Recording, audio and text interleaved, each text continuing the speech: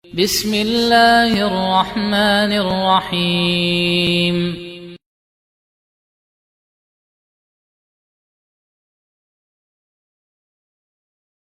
Pemimpinnya zalim, kita marah, wajib kita marah terhadap kezaliman.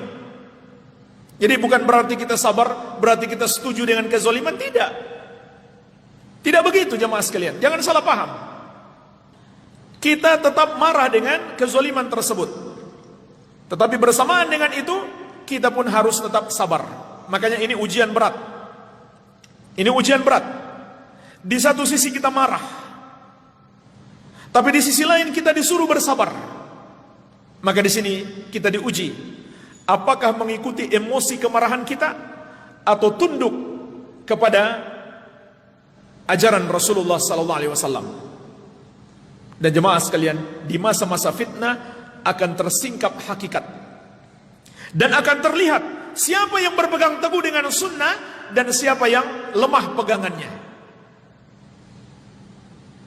Banyak orang belajar akidah ini, tapi ketika dia menghadapi kezaliman pemerintah, dia lupa dengan akidah ini. Dia lebih mengikuti emosinya daripada tunduk kepada manhaj yang hak. Makanya jemaah sekalian, di masa-masa fitnah, di masa-masa terjadinya kezaliman pemerintah yang semakin besar, jangan jadikan anak muda sebagai rujukan. Rasulullah SAW bersabda, al-barakatu ma'a akabirikum. Keberkahan itu bersama orang-orang tua kalian. Maksudnya gimana? Sudah tua umurnya dan mendalam ilmunya.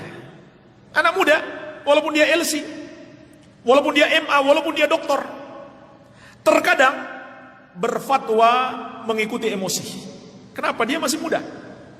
Dia masih muda. Terkadang emosinya mengalahkan ilmunya. Maka di masa-masa fitnah tidak patut kita jadikan dia sebagai rujukan. Merujuklah kepada orang-orang tua, para ulama yang sepuh, yang menimbang dengan ketenangan, tidak lagi emosi.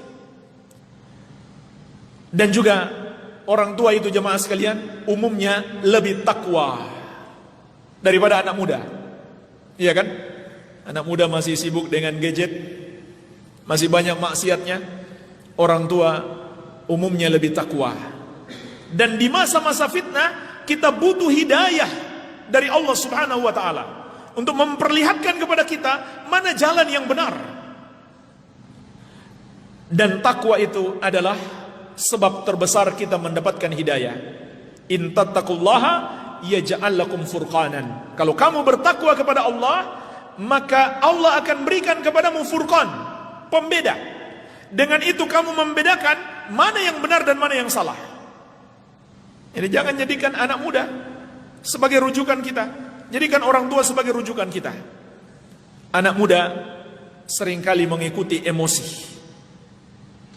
Mengikuti emosi kemarahannya dan membuat dia lupa dengan ilmunya. Makanya jemaah sekalian, kata para ulama, di masa-masa fitnah terlihat siapa yang betul-betul berpegang teguh dengan sunnah dan siapa yang tidak sabar dalam berpegang teguh dengan sunnah.